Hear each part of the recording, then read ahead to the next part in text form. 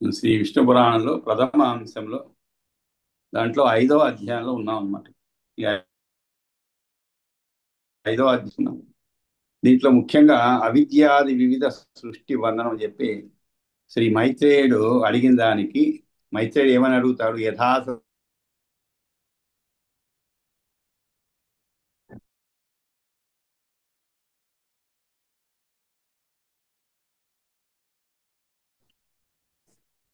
కాబట్టి యథా ససజ్జ దేవో అసౌ దేవర్షి పితృద అనవాన్ మనుష్య తిర్య వృక్షాదీన్ భూ వ్యోమ సలిలౌకథ అని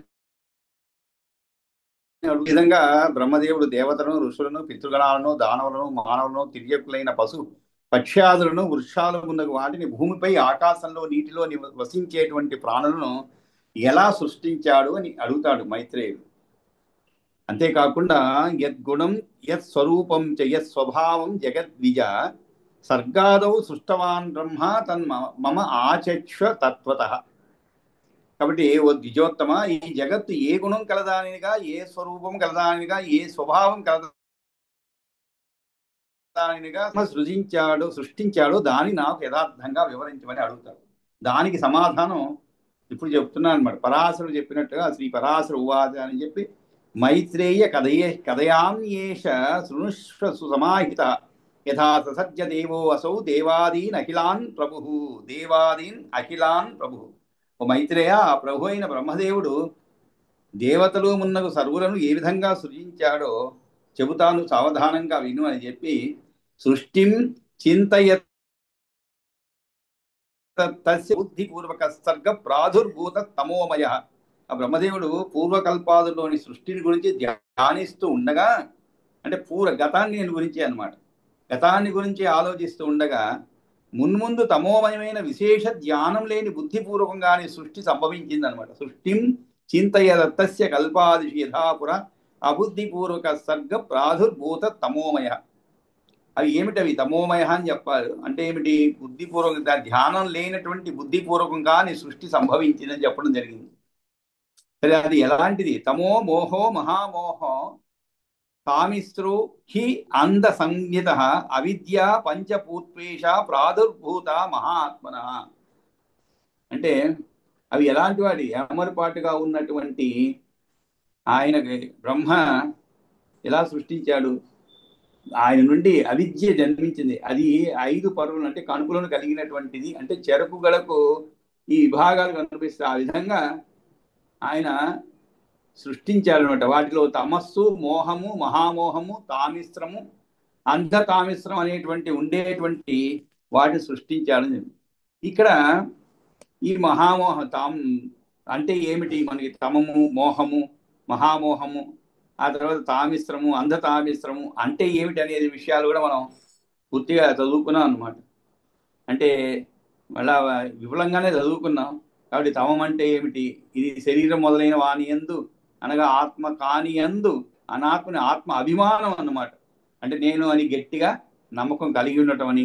మోహం అంటే దేహంతో సంబంధం కలిగిన పుత్రుడు మొదలైన వారి యందు నేను స్వామిని అనేటువంటి అభిమానం. తర్వాత ఇంకా వీటిపైన వదన వ్యామోహంతో పాటు శబ్ద స్పర్శ రూప రసగంధాల అనే భోగములను వీలైనంత ఎక్కువగా అనుభవించాలనేటువంటి కోరిక. తర్వాత మహామోహం అంటే ఏమిటి? అది మహామోహం అంటే ఇప్పుడు చెప్పినది. తామిశ్రం అంటే ఏమిటి? తన భోగాలకు అడ్డు ఏర్పడితే అందుకు కారణం వారిపై పట్టరాని కోపం పుట్టడం అనమాట. దీనిలో చక్కటి ఉదాహరణతో మనం నేర్చుకున్నాను. తర్వాత అంధ సామిశ్రం అనేది ఇంకోటి చెప్పారు. అంటే ఉన్న భోగాలన్నీ ఎక్కడ నశించిపోతాయో, చేజారిపోతాయో అని చెప్పి శంకతో ఎల్లప్పుడూ వాటిని రక్షించుకునే విషయంలో పట్టుదలను కలిగి ఉండడం అన్నమాట. అంటే వదిలిపెట్టరు. ఏదైనా సంపాదించింది మనం ఏం చేస్తాం? కొంత సంపాదించిన తర్వాత సరే ఇంకా చాలు, అది ఉంటే ఉంటుంది, పోతే పోతుందని. కానీ కొంతమంది ఉంటారు దాన్ని తాపత్రయపడుతూ ఉంటారు, దాన్ని రక్షించుకునేందుకు పడుతుంటారు. అంటే మనం తాపత్రయ పడతాము, కానీ అది ఎంతటి తాపత్రయం అంటే ఈ చాలా పట్టుదల కలిగి ఉండటం అన్నమాట. ఈ విధంగా ఈ యొక్క 5 అంటే తమో మోహో మహామోహో తామిత్రోహి అంధ సంహిత అవిద్యా పంచభూత్వేష ప్రాదుర్భూత మహాత్మనాన్ని చెప్పడం జరిగింది అనమాట. ఆ తరువాత ఇంకా ఏమి జరిగింది అనేది 6వ శ్లోకం నుంచి ఈరోజు ప్రారంభిస్తాం. పంచదా అవస్థిత సర్గో ధ్యాయతో ప్రతిబోధవాన్ బహిరంతో అప్రకాశచ్చ సంవృతాత్మ నగాత్మక. సంవృత ఆత్మ నగ ఆత్మక.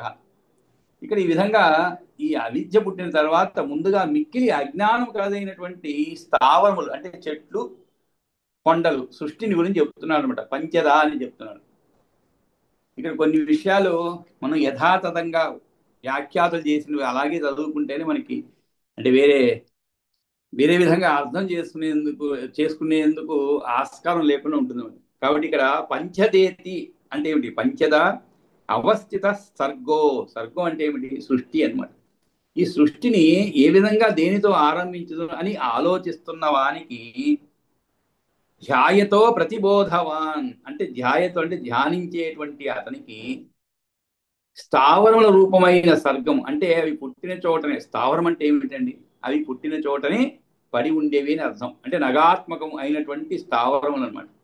నగాత్మకం అయినటువంటి స్థావరం అంటే ఈ 5 విధాలైనటువంటి సృష్టి భగవంతుడు ధ్యానిస్తూ ఉండగా అంటే మొదట నిలకడ సరిగా లేని కారణంగా ఆత్మజ్ఞానం ఏమాత్రం లేనిది, వెలుపల ఉండే శబ్దాలను గ్రహించలేనిది, లోన సుఖాలను అనుభవించలేనిది అయినటువంటి నగాత్మకమైన అంటే స్థావరాత్మకమైనటువంటి సృష్టిగా గుర్తించిన వాడయ్యాడనమాట.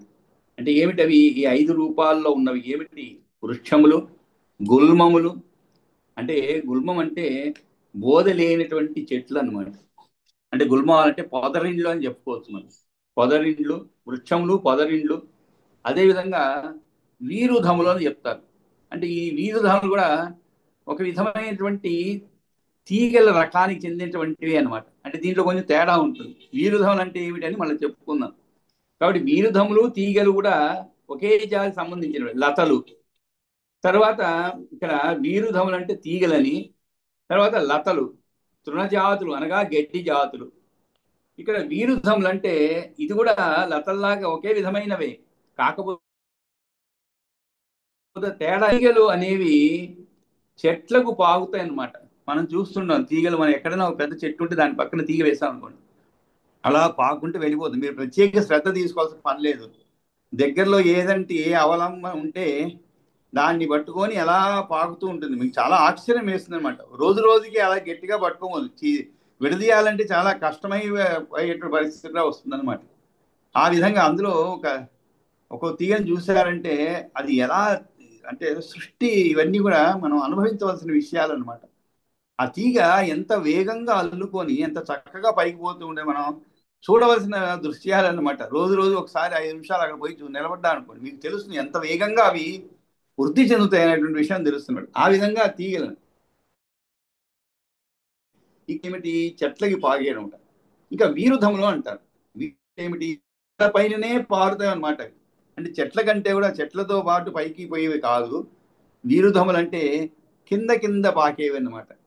అంటే ఇవి కఠినంగా ఉంటాయి అన్నమాట. అంటే తీగల్లా కాకుండా సుకుమారంగా ఉండకుండా కొంచెం కఠినంగా ఉంటాయి. వీటికి శాఖోపశాఖలు కూడా ఉంటాయి అన్నమాట. బాగా వెడల్పుగా దూరంగా కూడా వ్యాపిస్తాయి అన్నమాట ఈ వీరుధములని. అంతేకాదు వీటిని బట్టే మనకి ఒక సామెత వచ్చింది, మన అందరికీ తెలిసిందే. తీగ లాగితే డొంకంతా కదిలిందనే సామెత వచ్చింది అనమాట. అంటే తీగ లాగితే అంటే ఒక విషయం ఏదైనా మనం ఇదేదో చిన్న తప్పు అనుకొని దాన్ని సరిచేద్దామని పోయారనుకోండి, అదో పెద్ద తప్పు జరిగినటువంటి విషయం మనకి బయటపడుతుంది అనమాట. ఇలా ముఖ్యంగా ఈ బ్యాంకుల్లో ఇలాంటివి మీరు చదివే ఉంటారు పేపర్లలో. ఏదో ఒక సంఘటన జరుగుతుంది ఆ బ్యాంకులో, ఏదో ఒక చిన్న తప్పు జరిగినట్టుగా అనిపిస్తుంది పైన. కానీ మీరు లోతుగా పరిశీలించి బాగా వెతుక్కుంటూ పోయారనుకోండి, అది ఒక పెద్ద అంటే ఒక కోట్లలో ఉండేటువంటి ఒక ఫ్రాడ్ లాగా తెలిసిపోతుంది అనమాట. కాబట్టి అందుకనే మన వాళ్ళ సామెత చెప్పారనమాట. ఏమిటిది? తీగ లాగితే దొంకంతా కదిలింది అనే సామెత వచ్చిందనమాట. అంతేకాదు దీన్ని కత్తిరిస్తూ పోతే ఇంకా మరింతగా పెరుగుతూ ఉంటుంది అనమాట అంటారు. అంతేకాదు వీరుధం అంటే అడ్డంకి అని కూడా ఒక అర్థం ఉందండి. అంటే తీగలు వాటి పాట పైన పోతూ ఉంటాయి, కానీ ఈ వీరుధములు అనేవి అడ్డంకి అనేటువంటి అర్థంలోనే చెప్పండి. ఎందుకంటే అవి అడ్డంగా ఉంటాయి అన్నమాట, మన కాళ్ళకి అడ్డంగా పెరుగుతూ ఉంటాయి. ఆ విధంగా ఎంత నేలపైనే పెరుగుతూ ఉంటాయి. ఈ విధంగా స్థావరములు పుట్టినవి అని అర్థం అనమాట. అంటే ఈ స్థావరాలకి ఏమిటి? వాటికి సాధారణ లక్షణం ఏమిటి? ప్రతిబోధం లేకుండా అనగా నేను ఎవరిని, తనను పరామర్శించుకునే తెలివి లేకపోవటం. వాటికి ఏముంటుందండి? వాటికి ఎటువంటి తెలివి ఉండదు. అంటే ఉండవచ్చు ఏమో కానీ, శాస్త్రవేత్తలు చెప్పొచ్చేమో కానీ మనకి పైకి తెలియదు. మనకు ఉండేటువంటి తెలివితేటలు వాటికి ఉండవు. వాటికి మంచి చెడు అనేది తెలియదు. పాపం ఏదో కాస్త నీళ్లు పోస్తే ఆ సూర్యరశ్మిని తీసుకొని వాటి పాటకు అవి పెరుగుతూ ఉంటాయి అన్నమాట. కాబట్టి ఇటువంటి వారిని స్థావరం చెప్పొచ్చు. బహి అంటే తనకు వెలుపల, బహి అంతః అప్రకాశశ్చ. బహి అంతః అంటే ఏంటి? లోపల. అంటే బహి తనకు అంటే బయట, అది వెలుపల శబ్దస్పర్శాదుల విషయంలో తనలో సుఖం మొదలుగా వాని అందును బరిహి అంత అప్రకాశశ్చ. అప్రకాశం అంటే ఏమిటి? జ్ఞానము శూన్యమై ఉండుట అప్రకాశం అంటే. కాబట్టి బహిరంత అప్రకాశశ్చ సంవృతాత్మ నగాత్మ. సంవృత ఆత్మ అంటే ఏమిటి? మూఢ స్వభావం ఉండుట అంటే. సంవృత ఆత్మ అంటే, సంవృత అంటే చుట్టుకొనబడింది అని అర్థం అండి. ఇప్పుడు ఏదైనా ఒక వస్తువును వేరే ఏదైనా చుట్టేశారనుకోండి, ఉదాహరణ మీ ఇంట్లో ఒక కాంతివంతమైన వస్తువు ఏదైనా ఉందనుకోండి, ఒక బల్బే ఉందనుకో ఉదాహరణకి, మంచి కాంతివంతంగా ఉన్నాయి బల్బు, దాని చుట్టూ ఒక గుడ్డ కప్పేశారనుకోండి, అది కూడా ఆ గుడ్డ కూడా పల్చడి గుడ్డ అనుకోండి, కాంతి కాస్త కూస్త బయటకు వస్తుంది. ఇంకా కొంచెం దట్టమైన గుడ్డ అనుకోండి, ఆ కొద్దిగా కాంతి కూడా బయటికి రాదు. ఇంకా దట్టమైన అనుకోండి, అసలు లోపల బల్బు వెలుగుతుందా లేదో తెలియదు. అందుకే సంవృత ఆత్మ అని చెప్పబడింది. అంటే మూఢ స్వభావం ఉండుట, తెలివి లేకపోవుట. కాబట్టి ఈ విధంగా పుట్టినటువంటి స్థావరములు పంచద. పంచద అంటే 5 అని. అవస్థిత సర్గో ధ్యాయతో ప్రతిబోధవాన్ బహిరంతో అప్రకాశచ్చ సమృతాత్మ నగాత్మక. కాబట్టి చెట్లు, పొదలు, వీరుధములు, తీగలు, గడ్డి జాతులు, వీటికి అన్నిటికీ కూడా ఉండే సమానమైన లక్షణాలు ఏమిటంటే అప్రతిబోధము, అప్రకాశము, సంవృతము. ఈ మూడు కూడా వీటన్నిటికీ ఉండేటువంటి ఒక కామన్ అన్నమాట. అంటే ఈ మూడిట్లో వీటిలో ఉండేటువంటి లక్షణాలు ఈ మూడు అన్నమాట. ఏమిటది? అప్రతిబోధము అంటే ఏమి తెలియలేనటువంటి విషయం అన్నమాట. అదేవిధంగా అప్రకాశము, సంవృతము తమలో తాము ముడుచుకొని ఉండుట, తమను గురించి ఎవరికీ తెలియనివ్వకుండా ఉండుట అనేటువంటివి అన్నమాట. ఆ తరువాత ముఖ్య నగా యతశ్చ ఉక్త ముఖ్య సర్గ తతస్వయం తం దృష్ట్వా అసాధకం సర్గం మన్యుద్ అపరం పునః. మన్యుద్ అపరం పునః. ఇక్కడ ముఖ్య నగా యతశ్చ ఉక్తా ముఖ్య సర్గ తతస్మృత. ముఖ్య సర్గ తత స్వయం అని ఉంది. ముఖ్య సర్గ తత స్మృత అంటే ఈ యొక్క సృష్టిని ఏదైతే చేయబడినదో ఆ సృష్టిని, అంటే ఈ యొక్క స్థావరములను చూచి ముఖ్య ఇది అంటే శరీరానికి ముఖము వలె బ్రహ్మగారి సృష్టి ప్రక్రియలో ముమ్మొదుట పుడుతున్నవి అన్నమాట. కనుక ముఖ్యములు అని పిలువబడుతున్నవి. ఇక్కడ నగములు అనగా ఏమిటి అర్థము? నగ అంటే ఏమిటి? పోలేనివి. ముఖ్య నగ. నగ అంటే స్థావరములు అని అర్థం అండి. ముఖ్యమైనవి కాన దీనికి ముఖ్య సర్గ అంటే ముఖ్య సర్గ అంటే సృష్టి అని చెప్పడం. ఇవి ఎందుకని? పురుషార్థ సాధకం కానీ ఆ సృష్టిని చూచాడు ఈయన. సందృష్ట్వా అసాధకం ఆ తర్వాత వస్తుంది. కాబట్టి ముఖ్య నగ యతశ్చ ఉక్త యత్ చ ఉక్త, అది యతశ్చ ఉక్త అవుతుంది. అంటే సృష్టించినటువంటి ఈ యొక్క నగ నా అంటే లేదు అని అర్థం అండి. గ అంటే గచ్చతి. ఇది కూడా మనకి రామాయణంలో కూడా చాలా సందర్భాల్లో వచ్చింది. గ అంటే గచ్చతి అంటే ఏమిటి? నా గ అంటే నడవలేనటువంటిది, పోలేనటువంటిది అని అర్థం. మనకి పర్వతాలు ఇవి కూడా నగాలే, కానీ దానికి దీంట్లో ఉంచలేదు, వాటిని ఈ కేటగిరీలో రాలేదు. అది దానికి కారణం అలా చెప్తాం అనమాట. కాబట్టి నగా అంటే ఏమిటి? స్థావరములు అని అర్థం, ఒకే చోట ఉండేటువంటివి. అటువంటి నగములు అనగా పుట్టిన చోట నుండి మరొక ప్రదేశానికి పోలేనివి, కాబట్టి వాటికి స్థావరములు నిలిచి ఉండేవి. కాబట్టి ఇందువలనే ఒక విధంగా చూస్తే పర్వతాలను కూడా స్థావరత్వం కలుగుతున్నప్పటికీ, ఇక్కడ తమాషా చూడండి, పర్వతాలు కూడా ఎక్కడన్నా పోతాయండి? ఎక్కడికి పోవు, అక్కడే ఉంటాయి.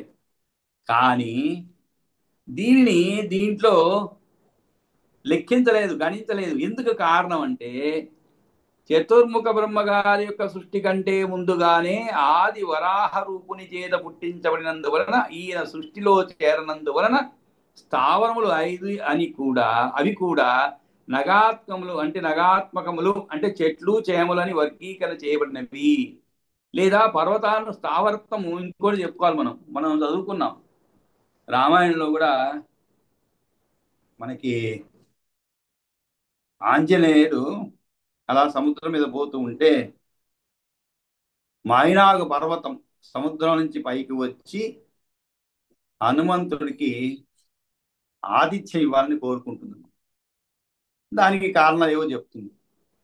ఇక్కడ అది ఎందుకు అనే సందర్భంలో ఇతని యొక్క తండ్రి అయినటువంటి వాయుదేవుడు ఈ మైనాక పర్వతానికి ఒక ఉపకారం చేసి ఉన్నాడని చెప్పాడు. ఏమిటి ఆ ఉపకారం అంటే, ఇతను ఇంద్రుడు అంటే పూర్వం ఇంతకు ముందు సృష్టిలో రెక్కలు ఉండేవని, ఆ రెక్కలతో సహాయంతో అవి అలా ఆకాశంలో పోతూ పోతూ అవి ఎక్కడ విశ్రాంతి తీసుకోవాలనుకుంటే ఆ ఊర్లలో కానీ ఆ ప్రదేశాల్లో ప్రజలు ఉండేటువంటి రాజ్యంలో కానీ వాటికి అవి దిగేవన్నమాట. అందువలన ప్రజలు కూడా అక్కడ మరణించడం అంతే కదండి. ఏదైనా పైన పోయేటువంటి ఏరోప్లేన్ కింద పడితే ఏమవుతుందండి? అలా జనావాసాలు ఉండే ప్రదేశంలో పడింది అనుకోండి, ఏమవుతుంది? దానికి అది మనం కంటితో చూసాం. ఈ మధ్య అహ్మదాబాద్లో ఎక్కడో ఇలాగే ఒక ప్లేన్ పాపం టేకాఫ్ సమయంలోనే పడిపోయింది. అది మనం కంటితో చూసాం. అంటే ఏదో పురాణాలు చదవటమే కాదు, ఆ విధంగా పడిపోతే జన నష్టం జరుగుతుంటే అప్పుడు వాటి యొక్క రెక్కలను విరిచివేసి అవి ఎక్కడికి కూడా పోలేనటువంటి పరిస్థితిని తీసుకొస్తూ ఉంటే అప్పుడు వాయుదేవుడు ఈ పర్వతాన్ని తీసుకొచ్చి సహాయపడి ఆ రెక్కలు విరగకుండా మైనాకుడిని సముద్రంలో దాచిపెడతాడు. అంటే సముద్రంలో ఉండేందుకోసం సహాయపడతాడు. ఆ విధంగా తాను లబ్ధి పొందినందువలన ఆ ఉపకారానికి ప్రత్యుపకారం చేయాలనే కోరికతో నేను నీకు సహాయపడతాను, కాస్త విశ్రాంతి తీసుకొని పోమ్మని చెప్పి కూడా. ఎందుకు చెప్తా అంటే, ఇక్కడ నగమునే ఇది కూడా కానీ మొదటి నుంచి సృష్టిలో కాదు అనేటువంటి విషయం చెప్పబడింది అనమాట. కాబట్టి వాటి రెక్కలను ఇంద్రుడు నరికిన పిదప అవి ఎటు కదలేక పోవటం అనమాట. కాబట్టి స్థావరములు అయినవి. కాబట్టి ఒకే చోట కదలక మెదలక నిలిచి ఉండేవి అయినవి. కానీ వీటి స్థావరత్వము కారణాంతరంలో వచ్చిందే కానీ కారణ అంతరము అంటే వేరే కారణాలలో వచ్చింది. అంటే జన్మత పుట్టుక కాళ్ళతో పుట్టడం, ఆ తరువాత జన్మత కాళ్ళు లేక పుట్టడం, అదేవిధంగా జన్మతగా కాళ్ళు ఉండి పుట్టడం, కాళ్ళు లేనివాడు జన్మతగా పుట్టి, లేదు కాళ్ళు ఉండేవాడు జన్మతగా పుట్టి తర్వాత కాళ్ళు కోల్పోవడం. ఆ విధంగా అనుకుందాం మనం ఈ యొక్క పర్వతముల పరిస్థితి అనమాట. కాబట్టే వాటిని దీంట్లో కనుక కొండలు గుట్టలు స్థావరములు అని చెప్పటకు తగవు. వాటికి ఇందులో చోటు లేదు. చూడండి ఎంత చక్కటి వివరణ ఇచ్చారు. మనం అనుకుంటాం స్థావరములు నగములు అంటే పర్వతములు, కానీ సరిగ్గానే అది ప్రస్తుత పరిస్థితుల్లో అవి కరెక్టే. కానీ సృష్టిలో అవి అలా లేదన్నమాట. ఆ తరువాత వాటికి ఏర్పడేటువంటివి. కాబట్టి ఈ విధంగా ముఖ్య నగా యతశ్చ ఉక్త ముఖ్య సర్గ తత స్వయం తం దృష్ట్వా అసాధకం సర్గం మన్యు సర్గం అమన్యత్ అపరం పునః. కాబట్టి ఆయన ఏం చేశాడు? ముఖ్య సర్గం అంటే జరిగినప్పటికీ కూడా, ముఖ్య సర్గం అంటే ముందే చెప్పుకున్నాం, చెట్లు చేమలు వాటి ఎందుకని జరగబోయే సృష్టికి ముందు ముఖము వలె ముఖ్యములైనవి కాబట్టి ఈ సర్గమునికి ముఖ్య సర్గం అని పేరు వచ్చేవాడు. అటువంటి సర్గం అంటే సృష్టి అనండి. కాబట్టి ఇక్కడ ముఖ్య సర్గము జరిగినప్పటికీ దాన్ని చూచి తిరిగి సృష్టిని గురించి ఆలోచిస్తూ ఉండగా మునుపటి సర్గం కంటే కొంచెం మేలైనటువంటి పశుపక్ష్యాదులు తం దృష్ట్వా సాధకం సర్గం అమన్యత పరం పునః తస్య. అప్పుడు ఆయన వేరే సృష్టి గురించి ఆలోచించారనమాట. ఏమిటి, ఆయన సంతృప్తి చెందలేదన్నమాట. అప్పుడు ఏం చేశారు ఆయన? ఆ సృష్టిని ఇంకొంచెం మెరుగైనటువంటి వాటికి, అంటే ఈ చెట్లు తీగలు పక్షులు ఇవి కాకుండా కొంచెం మెరుగైన వాటి గురించి ఆలోచించారనమాట. అవియే పశుపక్ష్యాదులు. కాబట్టి ఆ విధంగా అంతకంటే మంచిదైనటువంటి మరొక సర్గముల గురించి బ్రహ్మ ధ్యానం చేశాడనమాట. అప్పుడు అమన్యత పరం పునః అనే పాఠం సరి అని చెప్పండి. అమన్యత పరం పునః. ఇక్కడ అమన్యత అపరం పునః అని సరి అయిన ఇది కాదని కొంతమంది వ్యాఖ్యానం చెప్తున్నారు. కాబట్టి అమన్యత పరం పునః, అమన్యత పరం పునః. కాబట్టి బ్రహ్మధ్యానం గావించాడు. అప్పుడు ఆయన ధ్యానిస్తూ ఉండగా తస్య అభిధ్యాయత సర్గ తిర్యక్ శ్రోత అభ్యవర్తత. కాబట్టి ఆ విధంగా ఈయన ధ్యానం చేస్తూ ఉంటే అప్పుడు ఏమైంది? తలచిన సృష్టికి తగినదిగా లేదు. ఎందుకంటే ధర్మార్థ కామ మోక్షములు అనబడేటువంటి పురుషార్థములు కోరదు. వాటికి ఏం తెలుసండి? వృక్షములకు ఏం తెలియదు. కానీ ఈ వృక్షములు చేసేటువంటి పరోపకారము, దానికి ఎటువంటి పరోపకారం అది కూడా ఎవరి ఏది ఆశించదన్నమాట. అందుకే ఒక సంస్కృత శ్లోకం చాలా చక్కగా చెప్పబడింది అనమాట పరోపకారం గురించి. పరోపకారార్థం ఇదం శరీరం. మన శరీరం దేనికోసం సృష్టించబడేది? పరోపకారం, ఇతరులకు ఉపయోగపడేటువంటివి మన శరీరం అన్నమాట. ఏది ప్రత్యుపకారము కోరుకోకుండా మరి వృక్షములన్నీ కూడా ఫలాలు ఇస్తాయి కదండి. మనం ఏమన్నా దాని దగ్గరికి పోయి నిలబడితే, నువ్వు నాకు నీళ్లు సరిగా పోయలేదు, లేదు నాకు అడ్డం వచ్చావు, నాకు సరి అయినటువంటి ఎరువులు వేయలేదు, నీకెందుకు ఫలాలు ఇవ్వాలని ఏమీ అడ్డుపడదు. కాబట్టి ఎటువంటి లాభాపేక్ష లేకుండా అవి ఫలంతి వృక్షాహ అని చెప్పబడింది. ఫలంతి వృక్షాహ అంటే ఫలములన్నీ కూడా ఇస్తాయి అన్నమాట. మరి నదులు ఎందుకు అవన్నీ కూడా ప్రవహిస్తాయి? అవి ఏవి కూడా పరోపకారాన్ని ఆశించదు. నదులు వాటి వాటికి అవి ప్రవహిస్తూ ఉంటాయి. మనం దేనితో దేని చెంబు తీసుకోకపోతే చెంబడి నీళ్ళు తెచ్చుకుంటాము, ఒక పెద్ద బిందె తీసుకోకపోతే బిందె నీళ్ళు తీసుకుంటాం. కాబట్టి ఆ విధంగా వాటికి కూడా పరోపకారం గురించే ఉన్నది, కానీ ధ్యాస వేరేమీ లేదు. ఎటువంటి స్వార్థరహితమైనటువంటివి అన్నమాట. మరి మేఘాలు దేనికి వర్షిస్తాయండి? అవి ఏమన్నా పరోపకారం ఆశిస్తాయా? అది పరోపకారంతో చేస్తాయి, కానీ ప్రత్యుపకారాన్ని ఏవి ఆశించదు. మన ఒక్క శరీరమే అటువంటి వాటికి తగినట్లుగా మన శరీరం కూడా ఎటువంటి ప్రత్యుపకారాన్ని, ప్రతి ఉపకారం అంటే ఏమిటి, తిరిగి ఏది ఆశించకుండా చేయవలసినటువంటి పరోపకారం మన శరీరానికి అది ధర్మం అన్నమాట. అని అది కష్టమైనటువంటి పని కాదని చెప్పడం. మనం ఒక చిన్న ఎవరికైనా పక్కింటి వాళ్ళకి చక్కెర ఇచ్చామనుకోండి, ఏదో ఒక గిన్నెలో మనం ఇచ్చేటప్పుడే లెక్క పెట్టుకుంటాం, ఓ 10 స్పూన్లు ఇచ్చాం కదా, రేపు మళ్ళీ వాళ్ళు 10 స్పూన్లు ఇవ్వాలని మనసులో ఉంటుంది. అది ఉపకారం కింద అయినా కూడా అది మనసులో మాత్రం ఉండిపోతుంది. రేపు ఒకవేళ వాళ్ళు ఇస్తే కూడా కొద్దిగా తగ్గిందా ఇచ్చిందా అనేది చూసుకుంటాం. ఎక్కువ ఇచ్చారనుకోండి మనకి సంతోషపడతాం అనమాట, ఇంకోసారి ఇస్తాం. లేదంటే అయిపోయింది నిండుకుందండి అని చెప్తాం. అది కూడా నిండుకుందంటే అయిపోయింది అనమాట. అంటే ఇలా అయిపోయిందని చెప్పకుండా నిండుకుంది అని చెప్తారు, అదొక భాషలో అనమాట.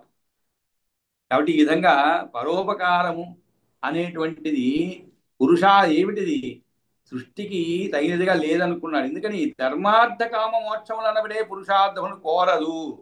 ధర్మ అర్థ కామ మోక్షములు అనేటువంటి లేవన్నమాట. కానీ పరోపకారం ఉన్నాయి వాటికి. అందుకొరకు పూనుకునేది కోరనేది కాదు. కాబట్టి మరొక సృష్టి జరగాలని తలచాడనమాట ఎవరు? బ్రహ్మ.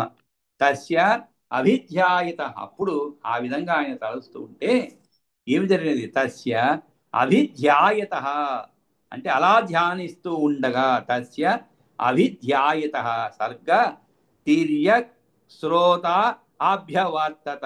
ఆ విధంగా ధ్యానిస్తూ ఉండగా తిర్యక్ శ్రోతమైనటువంటి సృష్టి కలిగిందన్నమాట. ఇక్కడ తస్యేతి అంటే తిర్యక్ శ్రోత్రాభ్యవర్తత అన్న చోట ఉన్నది. కాబట్టి ఈ విధంగా ఆయన దేనికి తాను సృష్టించినది ఆయనకి సంతోషాన్ని కలిగించలేదన్నమాట. కాబట్టి తిర్యక్ ప్రవృత్తి అనబడే దాన్నే పుట్టినది మొదలు చచ్చేంత వరకు కొనసాగించడం తిర్యక్ ప్రవృత్తి గలవి అని చెప్పబడింది. ఇంతగా తిర్యక్ ప్రవృత్తి అంటే ఏమిటి అంటే సృష్టిలోని ప్రాణుల వ్యవహారము నిటారుగా లేదు కనుక వాటిని తిర్యక్కులు అని చెప్తారు. అంటే తిర్యక్ అంటే ఏమిటి? అడ్డంగా ఉండేది అని అర్థం అండి. అంటే మామూలు జీవనానికి కాకుండా అడ్డమైనదే కావటం చేత. ఇంతకీ అది ఏమిటని తర్వాత ఈ శ్లోకంలో చెప్పుకుంటాం. ఇంతకీ అడ్డమైనది అంటే ఏమిటి? ప్రవృత్త తిర్యక్ శ్రోత తతస్మృత.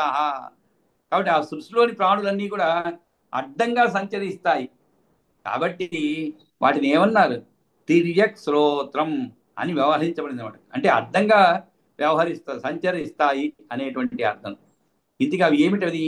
పస్వాదయస్తే విఖ్యాత తమప్రాయాహి అవేదిన ఉత్పతగ్రాహిణ చైవతే అజ్ఞానే జ్ఞానమానిన. ఇంకా ఇక్కడ ముందు దాంట్లో మనకి తీగలు, అదే వాటి గురించి చెప్పబడింది అనమాట. వృక్షముల గురించి ప్రస్తుతము పశ్వాదయ తే అన్నారు. పశు ఆదయ తే. పశ్వాదయ అన్నప్పుడు ఇది ఇక ఆది అనేటువంటి పశ్వ ఆదయ అని చెప్పలేదు. అంటే పశు ఆదయ అంటే మున్నగును అని అర్థం అనమాట. పశు ఆదయ అంటే ఏమిటి? పశువులు, ఆదయ అంటే మున్నగునవి. కాబట్టి పశ్వాదయ తే అంటే అవి. విఖ్యాత కాబట్టి ఇక్కడ ఆది శబ్దం వల్ల పక్ష్యాదులను గుర్తించాలి. ఆది అంటే ఏమిటి? పశు ఆది అంటే ఏమిటి? పక్షులు అని అర్థం అనమాట. కాబట్టి వీటి లక్షణం ఏమిటి? తమప్రాయములు అంటే తమస్సునే అంటే అజ్ఞానమునే అధికముగా కలిగి ఉన్నటువంటివి. పశ్వాదయత్తే విఖ్యాత తమప్రాయాహి అవేదిన. తమప్రాయ. తమ అంటే ఏమిటి? అజ్ఞానం అని అర్థం అండి. చీకటి అని అర్థం. దాన్ని మనం ఎప్పుడు కూడా చీకటిని అజ్ఞానాన్ని చీకటితో పోలుస్తాం. చీకటిని అజ్ఞానంతో పోలుస్తామండి. మనం జాగ్రత్తగా అజ్ఞానాన్ని చీకటితో పోలుస్తాం, జ్ఞానాన్ని వెలుతురుతో పోలుస్తాం అనమాట. అంటే వెలుతురు ఉన్నప్పుడే మనకి అన్నీ కూడా గుర్తించగలుగుతాం అనమాట. అదే జ్ఞానం, వేరేం లేదు. ఎలాగైతే మనం వస్తువుని గుర్తించగలుగుతున్నామో అదేవిధంగా జ్ఞానం ఉన్నవారు మనకి జీవితానికి కావలసినటువంటి వెలుగును నింపుకోగలుగుతాడు. అదే జ్ఞానం అనమాట. అంటే జ్ఞానం అంటే మనం ఏదో సంపాదించుకోవటం, అది జ్ఞానం కాదండి. ఎలా జీవించాలి, మనం ఇక్కడికి వచ్చినది కారణం ఏమిటి, ఎక్కడికి పోవాలి మనం చివరికి, మనం ఆ సృష్టికర్త యొక్క ఆదేశం మేరకు లేదు ఆయన యొక్క అటువంటి జ్ఞానం కలిగితే నిజమైన జ్ఞానం అన్నమాట. ఇవన్నీ కూడా మిగిలినవన్నీ జ్ఞానం కాదు. కాబట్టి అటువంటి జ్ఞానము లేనటువంటివి అన్నమాట. కాబట్టి చీకటిలా ఉండి అంటే అజ్ఞానమునే అధికముగా కలిగి ఉన్నటువంటివి. అవేదిన అంటే అవేదిన అంటే వేదిన అంటే తెలుసుకోవడం. అవేదిన అంటే ఏమిటి? జరిగిపోయిన అనుభవంలోకి వచ్చిన విషయాన్ని గురించి తలుచుకోనివి, అటువంటి శక్తి లేనటువంటివి అట్లాగని వేదం చెప్తున్నాడు. కాబట్టి అవేదిన అంటే ఏమిటి? జరిగిపోయినటువంటి అవేదిన అంటే జరిగిపోయినటువంటి అనుభవాల్లోకి వచ్చిన విషయాన్ని గురించి తలచుకోనివి, శక్తి లేనటువంటివి అన్నమాట. అట్లాగని వేదం చెప్తాడు. మరి ఇది కొంత అంటే అవేదిన అంటే జరిగిపోయిన దాన్ని మళ్ళా తలుచుకోండి అని ఈ యొక్క తిర్య పశు ఆదయ అని చెప్పాలి. అంటే వాటి అన్నిటికీ కామన్ అన్నమాట. ఉండేటువంటి లక్షణాల్లో ఇది ఒకటి. ఇక్కడ అవేదిన అన్నదానికి మనం చూస్తూ ఉంటాం, పశువుల్లో కూడా ఎంతో దుఃఖాన్ని అనుభవిస్తాయి. కానీ మరుసటి క్షణమే అంటే కొన్ని పశువుల్లో దుఃఖాన్ని కలిగినటువంటి దుఃఖ అనుభవాన్ని తిరిగి తలుచుకొని దుఃఖించేటువంటిగా ఉన్నాయి జంతువుల్లో. కానీ చూచినప్పుడు అవి తక్కువ అన్నమాట. అంటే తన యజమాని కోల్పోయింది అనుకోండి, కొంతకాలం దుఃఖించే ఉన్నాయి. మనం కూడా చూస్తుంటాం, ఎన్నో వీడియోలు వస్తూ ఉంటాయి. ఆ యజమాని చనిపోయినప్పుడు ఏ విధంగా, యజమానే అవసరం లేదండి, దానికి రోజు ఆహారంలో సహాయపడేటువంటి వారు చనిపోతే కూడా ఎంతో దుఃఖిస్తాయి అనమాట. అక్కడికే వచ్చి తిరుగుతుంటాయి. అందులో ఈ రోజుల్లో యజమానులు వదిలేస్తారు పశువుల్ని. అందులో పట్టణాల్లో చూస్తుంటాం. పాపం సాయంత్రానికి ఇంటికి చేరగానే పాలు వెతుక్కుంటారు, కానీ వాటికి పోషణ అంతా కూడా వీధిలో వాళ్ళే చేస్తుంటారు. వదిలేస్తుంటారు శుభ్రంగా, అవి వాటి తిరుగుతూ ఉంటాయి. కాబట్టి యజమాని సహాయం చేస్తాడు లేదు, కానీ అక్కడ చేసినట్టు వాళ్ళకు ఏదైనా కలిగినటువంటి బాధను కానీ లేదా అటువంటి వారిని కోల్పోవడం జరిగినప్పుడు పశువులు కూడా కొంత దుఃఖిస్తాయి అన్నమాట. కానీ మర్చిపోతూ ఉంటాయి. మరుపు అనేది వాటికి సహజం. ఆ విధంగా మనుషులు కూడా మర్చిపోతుంటాం. మనం కూడా ఎవరో గతించిన వారి గురించి మనం కొంత దుఃఖిస్తాము. కానీ ఆ దుఃఖాన్ని కొంతకాలం అయిన తర్వాత మర్చిపోయి జీవితం ముందుకు సాగుతూ ఉంటుందన్నమాట ముందుకి.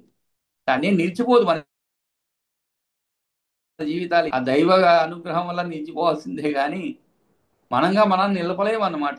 చాలా దుఃఖిస్తాం తీవ్రంగా. ఎంత దుఃఖిస్తామంటే అయిపోయింది, ఇంకేముంది 2 రోజుల్లో వీడు కూడా ఆ పోయిన వాళ్ళ దగ్గర పోతాడేమో అన్నంత దుఃఖిస్తాం. కానీ కొంతకాలం అయిన తర్వాత మళ్ళా ఈ ప్రపంచంలోకి వచ్చి యథావిధిగా అన్ని సాగిస్తూ ఉంటాం అనమాట. జీవిత అనుభవాలన్నీ కూడా మళ్ళా గడిస్తూ సుఖము దుఃఖము సంసారము పిల్లలు ఇవన్నీ కూడా మామూలుగా జరిగిపోతూ ఉంటే ఆ దుఃఖాన్ని మరిచేందుకోసం ఏదో ఒక వైరాగ్యాన్ని మధ్యలో తీసుకుంటాం. అదే వైరాగ్యం ఏమిటి? పుట్టినవాడు గిట్టగా మానదు, గిట్టినవాడు మరలా ఎక్కడో జన్మెత్తుతాడు అనేటువంటి ఒక ఆలోచనతో మనల్ని మనం కుదుటపరుచుకొని జీవితాన్ని ముందుకు కానీ పశువులు అలా కాదు. వాటికి ఏమి ఉండవు అనమాట, ఇటువంటి స్పృహలే ఉండవు. అందుకనే వాటికి అవేదిన అని చెప్పబడింది అనమాట. అటువంటి శక్తి లేనటువంటివి కాబట్టి ఇంకా ముందు చెప్పిన వాటికంటే కూడా వేరుగా ఉన్న పశువులకు ఆకలి దప్పులకు సంబంధించిన తెలివి తప్ప మరో విషయానికి చెందిన జ్ఞానం ఉండవు. వాటికి వేరేవి తెలివి లేనవైనను ఉందండి, ఆకలి దప్పికలు తప్ప వేరే ఎటువంటి తెలివి ఉండదు అనమాట. సమయానికి ఏదో వస్తాయి, ఇంత పెట్టానుకోండి తినేసి పడుకొని ఉంటాయి అనమాట హాయిగా. మనలాగా ఈ తాపత్రాలు ఏమీ ఉండవు. అంతే కదండి, మనకి తాపత్రాలు ఎక్కువ ఉంటాయి, పశువులకి ఏమి ఉండవు అనమాట. అలా మనం ఉండలేము, ఎందుకంటే మన జన్మ వేరు, వాటి జన్మ వేరు. వాటి సృష్టి అటువంటి వాటికి తగినట్లుగా సృష్టించబడింది అనమాట. మన సృష్టి అలా కాదు. కొంచెం ఎక్కువసేపు ఎండలో నిలబడితే మాడిపోతాము, సాయంత్రానికి జ్వరం వస్తుంది, 3 రోజులు పడగేస్తాం. నీళ్ళల్లో వర్షంలో పోతే ఊరికి అలా పోయి రాగానే ముక్కు కాస కారుతుంటుంది సాయంత్రానికి. మరి పశువులు అలాగే నిలబడి ఉంటాయి. కొంతమంది చూస్తుంటారు యజమానులు, పైన ఏమి కప్పు కూడా ఉండదండి పాపం. అలా ఒక ఓపెన్ ప్లేస్లో పెట్టుంటారు అనమాట. ఎండకు ఎండుతూ ఉంటాయి, వానకు తడుస్తూ ఉంటాయి. కానీ అవన్నీ వాటికి అన్నిటికీ కూడా సృష్టి అటువంటిది అనమాట. వాటికన్నిటికీ తట్టుకునేటువంటి శక్తిని ఇచ్చాడు దేవుడు. కాబట్టి వాటికి ఇటువంటి భావాలు ఏమీ లేవు. కాబట్టి పశువులకు వేరేమీ వాటికి సంబంధించి తెలివి తప్ప వేరేమీ ఉండదన్నమాట. అది వేరే జ్ఞానం ఉండదన్నమాట. అంతేకాకుండా రేపటి గురించి వాటికి ఆలోచన ఉండదు. రేపటి గురించి అవి ఆలోచిస్తాయండి. ఏదైనా మీరు అంటే కొన్ని ఆలోచించినప్పుడు కొంచెం ఇదేదో వ్యతిరేకంగా ఉండదేమో అంటుందేమో అనిపిస్తుంది. ఉదాహరణకి చీమలు ఉన్నాయండి. చీమలు మీరు గమనించారంటే ఆ వాటి యొక్క బుట్టలో తీసుకొని పోయి ఆహారాన్ని దాచిపెట్టుకుంటారు. అందుకే మన వాళ్ళు చెప్తుంటారు to save for a rainy day అంటారు. అంటే వర్షాకాలం వచ్చినప్పుడు అవి ఆహార సేకరణ బయటికి పోలేవు అనమాట. కాబట్టి దాచి పెట్టుకునేందుకు వాటికి తెలివి ఉన్నట్లే కదా లెక్క. కానీ ఆ రోజుల్లో ఇవి ఇంత విషయాలు ఇప్పుడు శాస్త్రంగా మనం అంటే ఇప్పుడు ఇవన్నీ శాస్త్రపరంగా అంటే సైంటిఫిక్గా శాస్త్రీయంగా మనం చూస్తున్నాం, వాటిని వివరిస్తున్నాం. కాబట్టి అప్పుడు పరిస్థితిలో పశువులు అంటేనే తెలివి లేనటువంటి వారినే పశువు అంటుంటాం అనమాట. ఎలా పశు ప్రవృత్తిగా ఉంది అంటుంటాం. కాబట్టి ఆ విధంగా రేపటి గురించి చూడలేనటువంటివి, అంటే రేపటి గురించి వాటికి ఆలోచనలు లేనటువంటివి అనమాట. సరి అయిన న్యాయమైన మార్గంలో నడవనటువంటివి. అంటే సరి అయిన న్యాయమైన మార్గం ఉంటుంది కదండి, వాటికి ఆహార సంపాదనే అన్నమాట ముఖ్యంగా. కాబట్టి అటువంటివి అంటే ఉల్లంఘించడమే తప్పుడు త్రోవతో పోయేవి అవి ఉంటాయి అన్నమాట. కాబట్టి అనగా దేన్ని కూడా తినవచ్చునో దేన్ని తినకూడదో, దేనితో వైద్యం చేయవచ్చునో కూడదో తెలియదు, మంచి చెడ్డల గురించి వివేకం లేనటువంటివి అని అర్థం. ఇటువంటి అజ్ఞానం నందు అవి తలకిందులైనా కూడా విరుద్ధమైనటువంటి జ్ఞానమునందే అభిమానాన్ని కలిగి, విరుద్ధమైన విషయాల్లో జ్ఞానాల్లోనే అభిమానం కలిగి దానినే సమ్యక్ జ్ఞానము సరి అయినదిగా అభిమానించేవి నమ్మిడివి. ఇంకా అందుకే చెప్పాడు ఇక్కడ జ్ఞాతే అజ్ఞానే జ్ఞానమానిన. అజ్ఞానే అంటే అజ్ఞానంలో, అంటే ఇంతకుముందు ఒకసారి మనం రామాయణం చదువుకున్నప్పుడు మానిన అనేటువంటి పదం ఉపయోగించబడింది. పండిత మానిన అంటే నిజంగా పండితులు కాదండి. అలాగే పండిత మానిన అంటే ఏమిటి? నేను పండితును అని భావించేటువంటి వాడు మానిన అంటే. అదేవిధంగా కొంతమంది చాలా సౌందర్యవంతు, తానే సౌందర్యవతి అని చెప్పి చాలా విలవిగుతూ ఉంటారు. కానీ వాళ్ళ పక్కన ఇంకొంచెం సౌందర్యవంతులు పెట్టినప్పుడు వీళ్ళ సౌందర్యానికి అర్థమే లేదనిపిస్తుంది. కాకపోతే వాళ్ళు సౌందర్యవంతులే కాదండి. కొంతమంది జిమ్ములకు పోయేటువంటి పురుషులను చూస్తుంటాం, లేదు మంచి యువతలు చూస్తుంటాం. అబ్బాయి ఇంకా వాడు జిమ్ముకు పోయాడంటే ఒక నెల అవ్వగానే ఇంకా నడకలో, చేతులు పెట్టే విధానంలో అన్నిట్లో కూడా మార్పులు వస్తాయి. అంటే ఇవన్నీ ఏంటంటే మానినహ అనే దానికి ఉదాహరణలు అనమాట. అంటే తామే ఇంకా జిమ్ అయిపోయింది కాబట్టి ఏదో ఈ మధ్య చెప్తున్నారు 6 పలకలు అంట, అంటే 6 ప్యాక్స్ అనమాట. 6 పలకలు వచ్చిన వాడిలాగా ఉంటారనమాట. ఇదనే కాదు, చదువు తక్కువ ఉన్నటువంటి వాళ్ళు కూడా ఓ నేనే పెద్ద చదువుకున్నాను, ఇవన్నీ మానినహ అంటే భావించేటువంటి వాడు అని అర్థం అనమాట. కాబట్టి అజ్ఞానే జ్ఞానమానినహ, కాబట్టి తెలివి కలవానిలా ప్రవర్తించేవి, తెలివి లేనివైనా కూడా. అందువల్ల పశువులని పేరు వహించాయి. కాబట్టి పద తమ ప్రాయాహి అవేదిన ఉత్పతగ్రాహిణ చైవ తే అజ్ఞానే జ్ఞానమానిన. అంతేకాదు, అహం కృత అహం మాన అష్టావింశద్వధాత్మకా అంతఃప్రకాశాత్తే సర్వే ఆవృతాచ్చ పరస్పరం. ఇంకా కూడా అవి ఎలా ఉన్నాయి? అహంకారంతో కూడుకున్నవి అన్నమాట. అహంకృత, అహంకారంతో కూడుకున్నవి. అహం మాన అంటే వాటి చిత్తవృత్తులు అహంకార పూరితాలు అనమాట. అష్టావింశత్ వధాత్మకా, అష్ట వింశత్, వింశత్ అంటే 20 అండి, అష్ట అంటే 8. కాబట్టి అష్టావింశత్ అంటే 28 వధ స్వభావాలు కలిగినటువంటివి. అష్టావింశత్ వధాత్మక, ఈ వధ స్వభావాలు అంటే ఏమిటి అనేది మళ్ళీ చూస్తాడు వివరంగా. అటువంటి స్వభావాలు కలిగేటువంటివి, వాటిలో చైతన్యం అంతఃప్రకాశాస్తి సర్వే, వాటిలో చైతన్యం అంతర్గతమై ఉంటుంది, అనగా బహిర్గతం కాదు. చైతన్యం అనేది అంతర్గతంగా ఉంటుంది. దీనికి ఇంకో ఉదాహరణ పశువులు వదిలేయండి, మనలో కూడా కొంతమంది చూస్తూ ఉంటాం. ఆ ప్రకాశం అనేది లోపల ఉంటుంది, చైతన్యం అనేది, కానీ బయట కనిపించదండి, అస్సలు కనిపించదు అనమాట. అంటే ఎంతో జ్ఞానులుగా ఉంటారు, ఎంతో విద్య ఉంటుంది వాళ్ళ దగ్గర, కానీ ఆ చైతన్యం అంతా కూడా లోపలే ఉంటుంది, బయటికి ఎక్కడ కూడా చూపెట్టరు. అంటే మనం దాన్ని వినయం అంటాము, లేదు వినయమో లేదు, అవన్నీ తెలిసిన వారు కూడా ఏదో మనం అంటుంటాం, వడ్డించిన విస్తరాకు ఎప్పుడు కూడా ఎగిరెగిరి పడదు అంటుంటాం. అటువంటి వారిని చూస్తుంటాం అనమాట. అంటే వాళ్ళ చైతన్యం లేదని కాదు, అది అంతర్ముఖంగా ఉండిపోతుంది అనమాట. చాలా మంది ఉంటారు ఆ విధంగా, తమ పని ఏదో తాను చేసుకుంటూ ఉంటారు. ఎవరైనా వచ్చి ప్రత్యేకంగా గుర్తిస్తే తప్ప తన యొక్క గొప్పతనాన్ని వారుగా బహిర్గతం చేసుకునేందుకు ఇష్టపడినటువంటి వారు అనమాట. కాబట్టి అంతఃప్రకాశాస్తి సర్వే ఆవృతాచ పరస్పరం, అనగా బహిర్గతం కాదు, అంతేకాదు ఒకటి ఇంకొక దాని స్వభావాలు తెలియనట్టివి, ఒక జీవి సంగతి మరో జీవికి తెలియనివి కాన పరస్పర ఆవృతాలు అని చెప్పబడింది. ఆవృతాచ పరస్పరం, ఇది అంటే ఏమిటి? తాను ఎదురుగా ఉన్నటువంటి ఒక ప్రాణి పరస్పరము తెలియకుండా, దాని యొక్క స్వభావం ఏమిటి అనేది తెలియకుండా ఉండేటువంటి, అంటే ఒక జీవి సంగతి మరో జీవికి తెలియనివి కాన వాటిని పరస్పర ఆవృతాలు అని చెప్పడం. ఇక్కడ అహం కృతాహ అని ఒక పదం ఉపయోగించండి. అహం కృతాహ అంటే ఏమిటి? నేను గొప్పవాడిని, నాకు అన్నీ తెలుసును, నేను చేసేది మంచి అనేటువంటి అంటే ఇది కొంచెం ఎక్కువగా వ్యాఖ్యానం తెలుసుకోవాల్సిన పదాలు అనమాట ఇవన్నీ కూడా.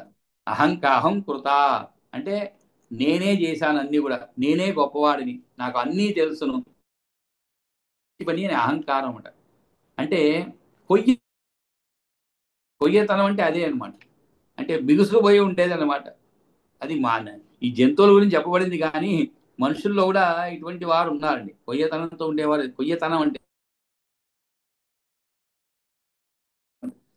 అది నువ్వు ఆచరించ